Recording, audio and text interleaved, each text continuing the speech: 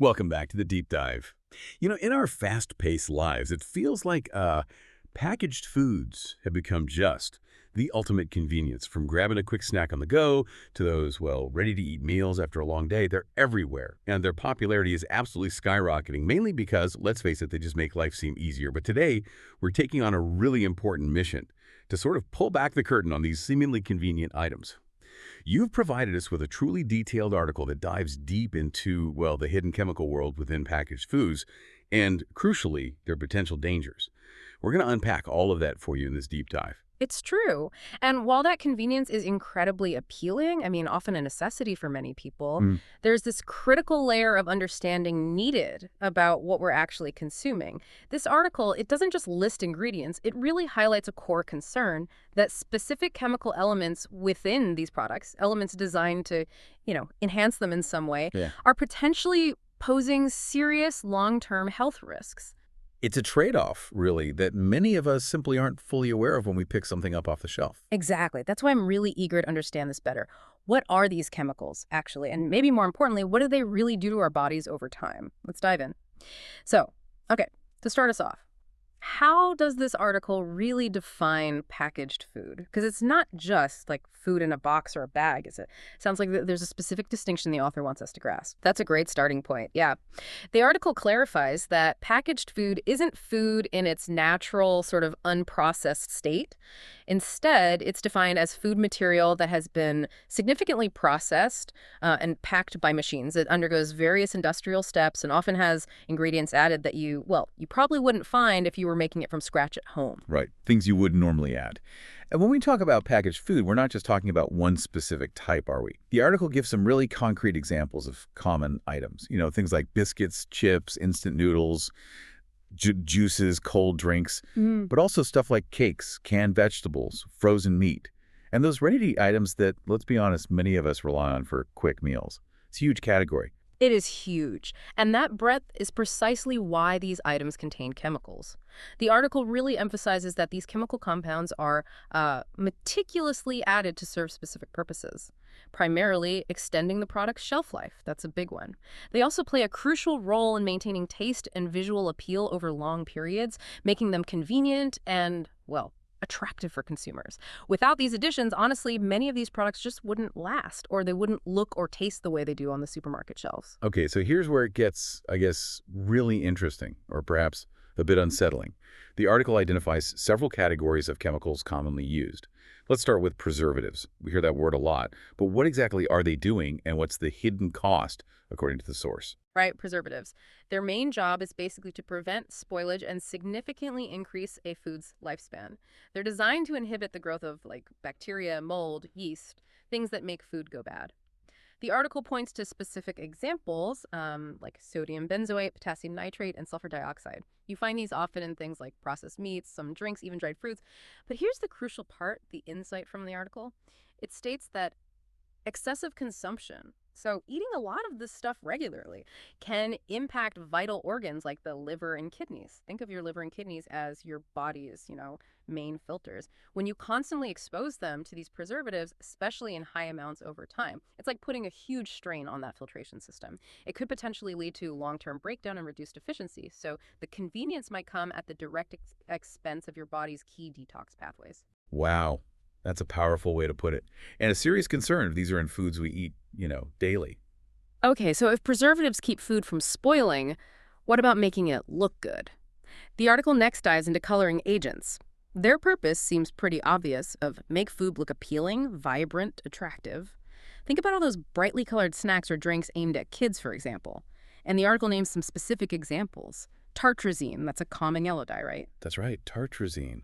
Also sunset yellow and caramel color. We see these everywhere. Soft drinks, candies, some baked goods. They're definitely designed to catch your eye. But what's the trade-off here, according to this research? Well, the article highlights some pretty significant potential health risks linked to these coloring agents. These include things like allergic reactions, could be mild skin rashes, could be more severe responses.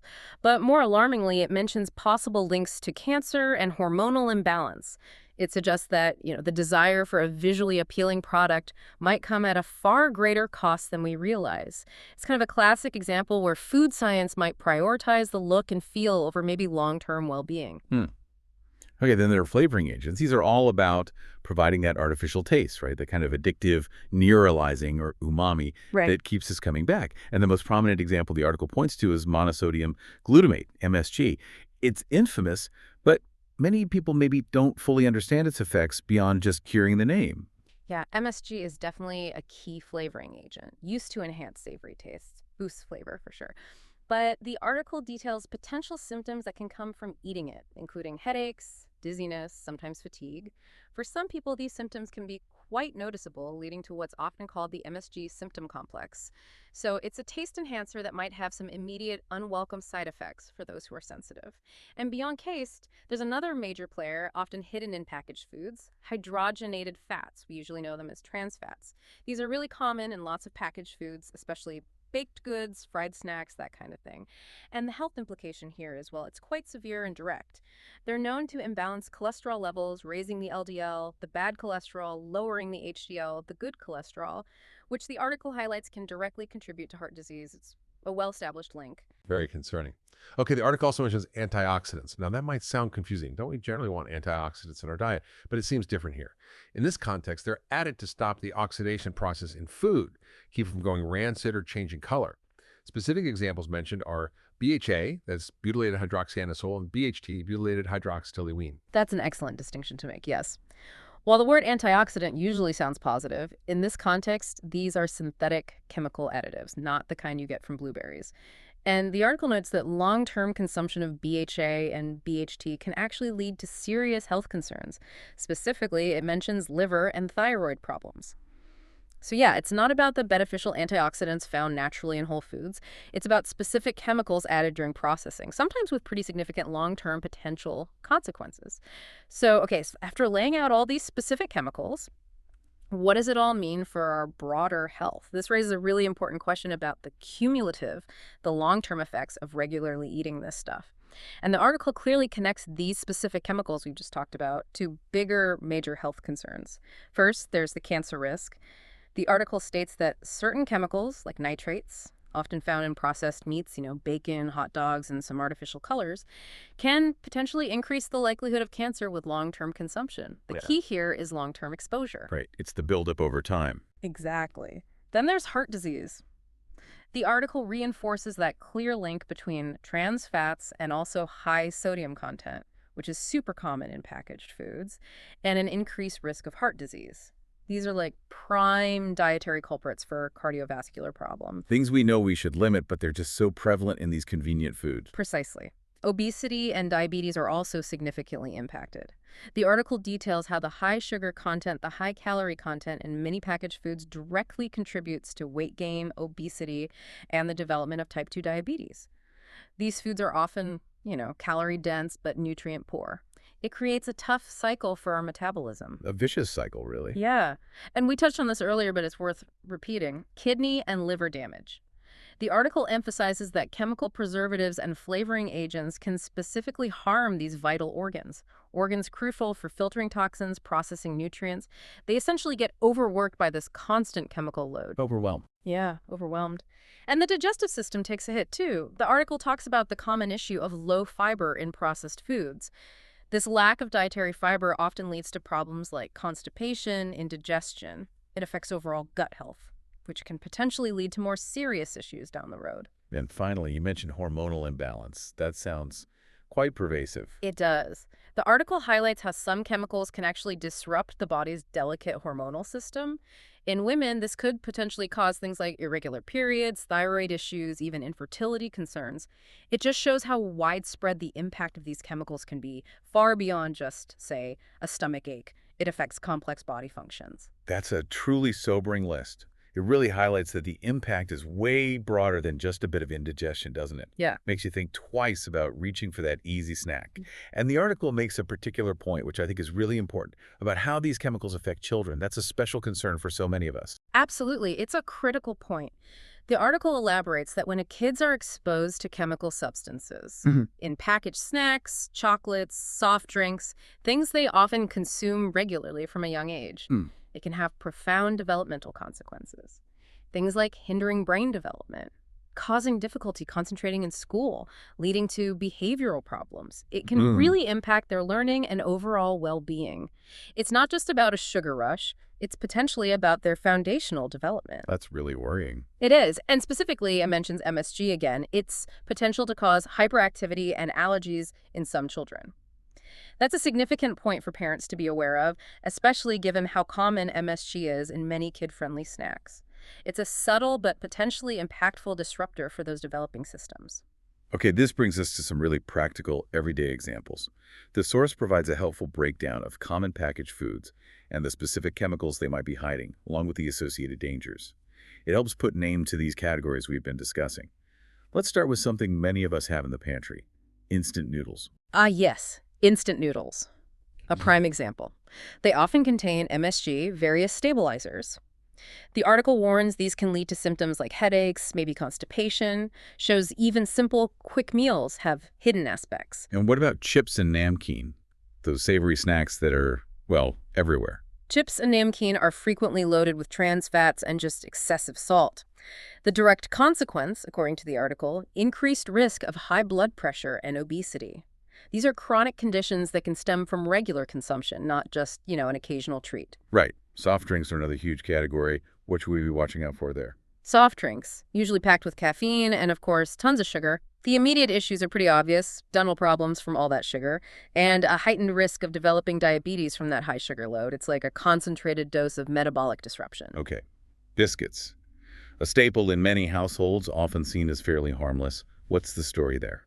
Biscuits frequently contain hydrogenated fat, those trans fats again, which, as we discussed, is directly linked to cholesterol problems and weight gain. It's often kind of disguised in the ingredients list, so reading labels carefully is really critical here. More than ever. Okay, finally, canned fruits and vegetables. Lots of people see these as maybe a quick, healthy-ish alternative, but the article raises a specific concern. Indeed. While they contain fruit or veg, canned versions often contain sulfur dioxide. It's used as a preservative. The article notes this can cause allergies in some people, and with prolonged consumption, could potentially impact the liver. So while convenient, they're not always as benign as they might seem compared to fresh or frozen without additives. Okay, wow. So this information, it can feel a bit overwhelming, to say the least. It's a lot to take in. But, our deep dive wouldn't be complete without offering some solutions, or at least actionable alternatives presented in the article. How can we navigate towards healthier choices, given all this? Yeah, it can feel like a lot, but the article does provide clear guidance. First, it strongly emphasizes consuming fresh and natural foods, so prioritizing fruits, vegetables, whole grains, pulses. These are really the foundations of a healthy diet, naturally free from most of these synthetic chemicals. Back to basics, essentially. Exactly. It also advocates for prioritizing home-cooked meals whenever possible. When you cook at home, you have complete control over the ingredients. You know what's going in. It allows you to avoid those hidden chemicals and excessive additives found in so many processed foods. It's about taking back control, really. That makes sense. And crucially, this is maybe the most practical tip the article advises listeners to read labels, always. Before you buy any packaged product, check the nutritional information and, really importantly, the ingredients list.